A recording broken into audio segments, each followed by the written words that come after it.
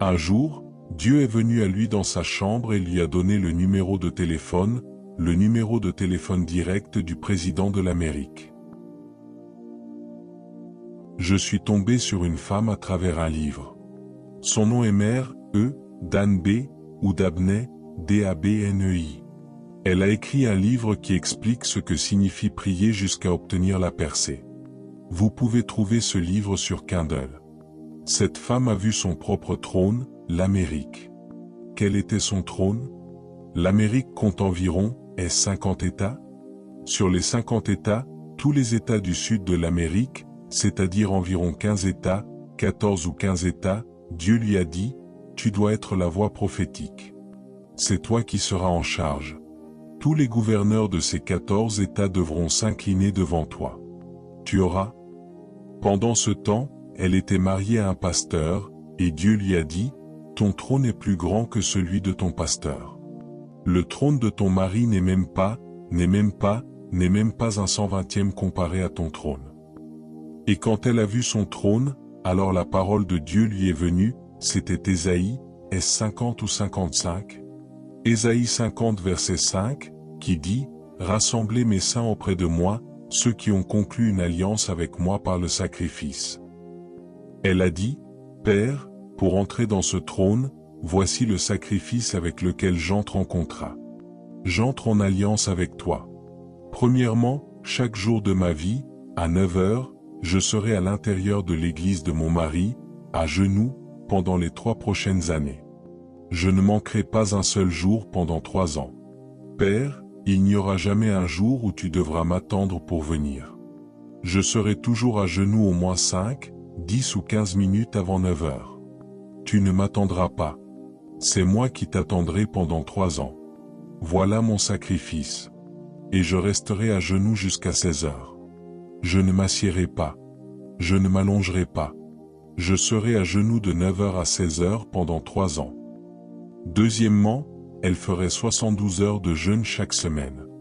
Vous savez pourquoi certains d'entre vous n'ont pas une vie de consécration élevée? C'est parce que vous ne comprenez pas votre trône. Vous ne savez pas qui vous êtes. Vous ne savez pas ce que Dieu vous a appelé à être.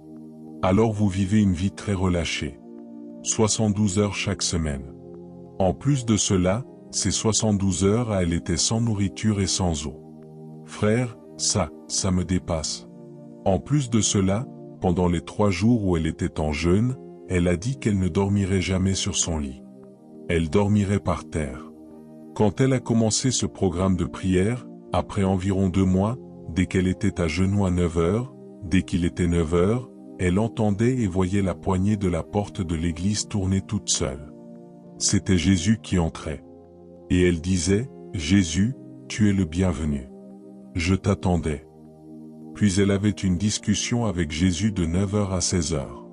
C'est ainsi qu'elle faisait sa consécration. C'était très douloureux. Elle a dit qu'à un moment donné, ses genoux lui faisaient tellement mal. Mais elle ne pouvait pas rompre le contrat. Après que les 3 années furent passées, elle ne le savait même pas, parce qu'elle ne tenait pas le compte. Elle continuait encore à venir pour la prière du matin. Et un matin, elle est venue à 9 heures et s'est agenouillée. Dès qu'elle s'est agenouillée, elle a entendu une voix audible. Cette voix lui a dit, « Lève-toi et va dans ta maison. » Elle s'est retournée et a dit, « Seigneur, allez dans ma maison pourquoi? Je suis venue te rencontrer. Ton contrat de 3 ans est terminé. Va dans ta maison.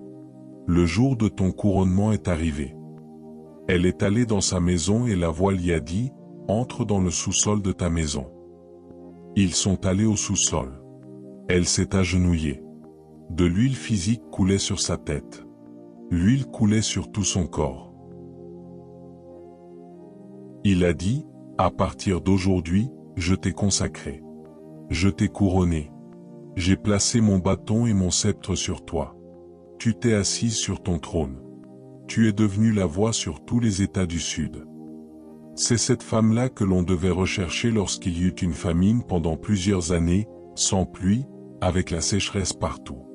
Il devait la trouver, parce qu'elle était la seule qui avait le pouvoir de parler aux éléments, et les éléments lui obéissaient. Voilà une femme qui ne siège sur aucun siège gouvernemental. Aucun gouverneur dans tout le sud n'a ce pouvoir. Elle a le pouvoir de t'établir sur un trône et de te déraciner. Elle a payé le prix, et elle est entrée dans son trône. Il y en a 17 parmi vous ici, sous ma voix. Il y a un lourd prix qui vous est demandé. Vous ne pouvez plus vivre une vie ordinaire, parce que le trône que Dieu a gardé pour vous, frères, ce n'est plus comme d'habitude. Recevez une grâce. Recevez une grâce. Je veux vous assurer que si vous êtes ici et que vous ne jeûnez pas du lundi au dimanche, cela signifie que vous n'avez rien à voir avec le trône. Je veux vous assurer que si vous êtes ici et que vous ne vous réveillez pas aux heures de minuit pour prier, vous n'avez rien à faire avec le trône. Même s'il y a un trône, même si vous avez été ordonné pour être roi et qu'un trône a été gardé pour vous, vous n'avez jamais été suffisamment sensibilisé pour réaliser qui vous êtes et quel est votre but sur cette terre. Permettez-moi aussi de dire ceci, bien-aimés, les trônes invisibles sont plus puissants que les trônes physiques visibles. Élie, qu'ai-je dit? Que ai-je dit? Les trônes invisibles sont plus puissants que les trônes visibles. Élie n'était pas sur le trône en tant que roi, mais il avait le pouvoir de fermer les cieux. Et pendant 3 ans, le roi courait dans tous les sens, cherchant un homme qui n'avait pas de trône visible, mais qui avait un trône spirituel invisible. Élie avait le pouvoir sur Achab, sur Jézabel, et même sur le commandant général avec ses 50 soldats. Homme de Dieu, descends. Si je suis un homme de Dieu, que le feu descende. Il existe donc un trône sur lequel les hommes armés, en uniforme militaire, n'ont aucun pouvoir. Oh, puissiez-vous ne jamais vivre comme un homme ordinaire. Que Dieu vous transporte maintenant vers votre trône, au nom du Père. Amen. Au nom du Fils. Amen. Au nom du Saint-Esprit. Amen.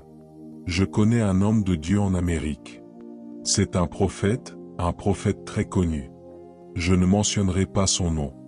Cet homme de Dieu, un jour, Dieu est venu à lui dans sa chambre et lui a donné le numéro de téléphone direct du président de l'Amérique. Vous savez bien que si vous êtes président d'un pays, vous pouvez avoir un numéro de téléphone très spécial, secret. Personne ne peut obtenir ce numéro. Et Dieu a donné à cet homme de Dieu son numéro, lui a donné un message pour le président, et lui a dit, « Appelle le président et dis-lui, ainsi parle le Seigneur.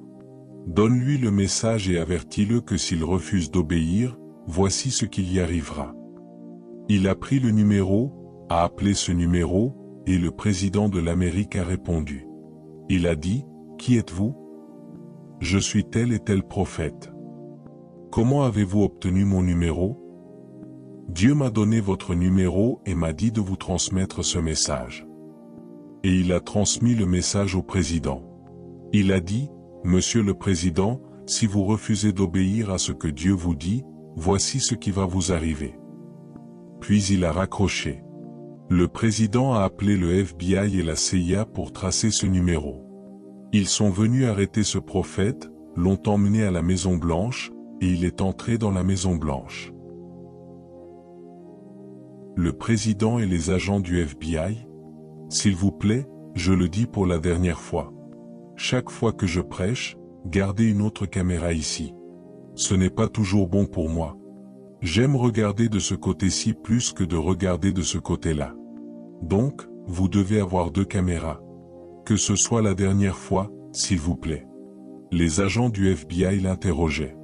Comment avez-vous obtenu ce numéro? Comment? Et il leur a dit, je suis un homme de Dieu. Dieu m'a donné le numéro. Comment avez-vous obtenu cette information? Cette information est top secrète. Dieu m'a donné l'information. Toutes les questions qu'il lui posait, et il n'y avait aucun moyen pour lui d'avoir obtenu cela. Cela devait être Dieu. Ils l'ont relâché. Quelques mois plus tard, Dieu a dit au même homme de Dieu, entre dans ta voiture. Tu vas conduire jusqu'à telle et telle rue, et tu gareras ta voiture. Quand tu auras garé ta voiture là-bas, tu peux prendre de la nourriture pour manger pendant la nuit, et tu dormiras sur le siège arrière. Mais ne sors pas de la voiture. Si tu veux uriner, prends quelque chose pour uriner. ne sors pas de la voiture. Reste sur le siège arrière jusqu'au lendemain, à une heure précise. Je te dirai quand baisser la vitre. Quand tu baisseras la vitre, il y aura un homme à qui tu transmettras le message.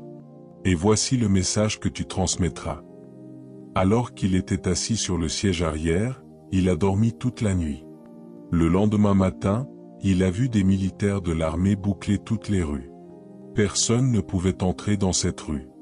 Puis, vers midi, il a vu des limousines noires passer dans cette rue. C'était le cortège présidentiel. Le président passait, et alors que le président passait avec ses véhicules, au moment où le véhicule présidentiel est arrivé côte à côte avec son propre véhicule, il s'est arrêté, et le président a baissé sa vitre. Et le Saint-Esprit a dit, « Baisse ta vitre maintenant, transmets le message. » Il s'est tourné vers le président, et le président a dit, « Homme de Dieu, vous êtes encore venu ?» Il a dit, « Oui. Ainsi parle le Seigneur. » Il a transmis le message. Après avoir transmis le message, le président a dit, « Prophète de Dieu, merci beaucoup. Celui-ci, je vais vous obéir. » Ce n'est pas lui le président. Ce n'est pas lui qui est sur le trône physique, mais il est le président spirituel. Monsieur, Dieu peut faire de vous le gouverneur spirituel de l'État de Cross River. Il peut faire de vous le gouverneur spirituel de Calabazade. Il peut. Venez fermer mes boutons. Et si vos yeux ne sont pas ouverts, vous ne saurez pas qui est qui. Parce que dans ce monde physique, les hommes aiment voir ce qui est physique. Merci. J'espère que vous savez que papa était membre de l'Église de Dieu, mais il n'est sur aucun trône. Il n'est pas presbytre. Il n'est pas responsable de section. Il n'est pas membre du comité exécutif. Il n'est dans aucun de ces domaines. Monsieur, Papa Omar est simplement un membre dans les assemblées de Dieu. Il est membre. Le dimanche matin, il a sa propre église où il s'assoit, et un autre pasteur prêche pendant qu'il est assis. Il est membre de la PFN, même s'il est le fondateur de la PFN. Il a fondé la PFN, mais il n'a jamais occupé de fonction dans la PFN. Il appartient à la KHN, mais il n'a aucune fonction dans la KHN. Il n'est pas membre du PDP, ni de l'APC, ni du Labour, mais chaque gouverneur doit venir s'incliner devant lui partout où il va. Peu importe votre rang, que vous soyez évêque ou archevêque, que vous soyez surintendant général ou surintendant de district, dès qu'il entre, vous vous inclinez, parce que, monsieur, le trône qui est invisible est plus puissant que le trône qui est visible. Il y en a 17 parmi vous ici à qui Dieu veut donner un trône invisible. Un trône invisible.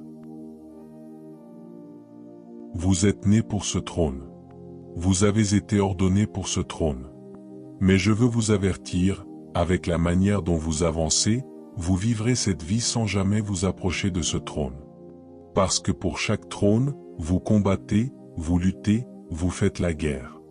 Si vous voulez être comme tout le monde, comme n'importe quel Tom, Dick et Harry, oubliez les trônes. Un esprit nouveau est entré en vous à partir d'aujourd'hui. Une force nouvelle est entrée en vous à partir d'aujourd'hui. Recevez la grâce de vous lever.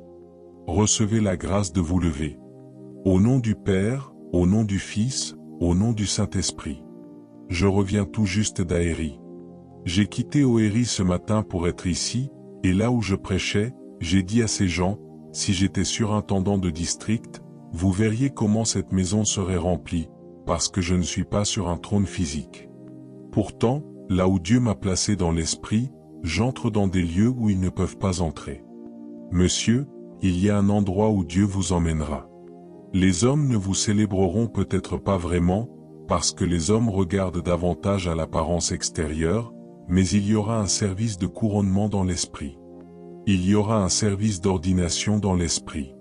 Il y aura un service d'onction dans l'esprit. Il y aura la remise du bâton de fonction.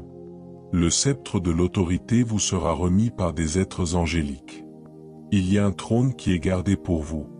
Daniel s'est assis sur un tel trône.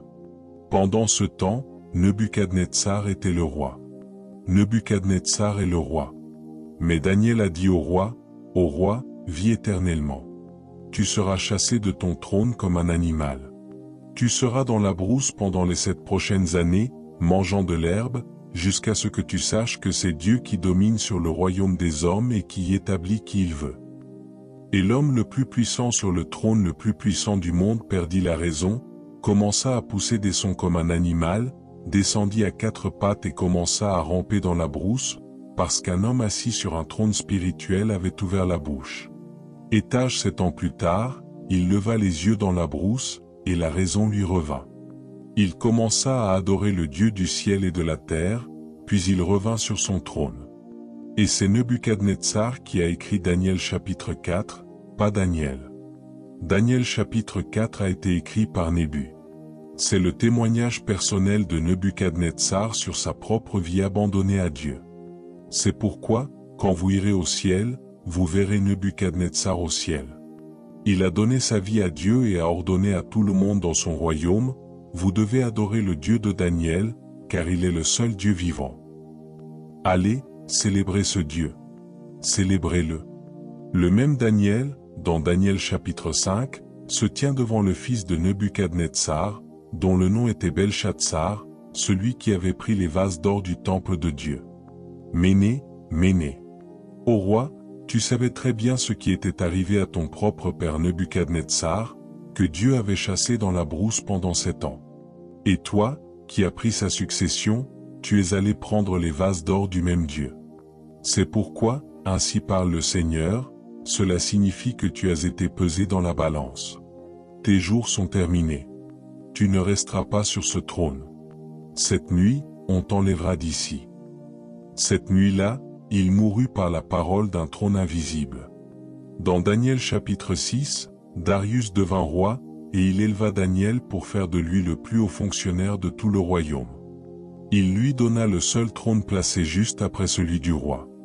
Alors les 120 autres princes se levèrent et dirent, « Comment cet étranger peut-il prendre ce trône?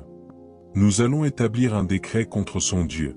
Quiconque se mettra à genoux pour prier un Dieu quelconque, excepté le roi, sera emmené et jeté dans la fosse aux lions, scellé et signé selon la loi des Mèdes et des Perses. » Et l'homme assis sur le trône invisible entra dans sa maison, se mit à genoux, ouvrit la fenêtre pour que tout le monde voie, et pria comme d'habitude.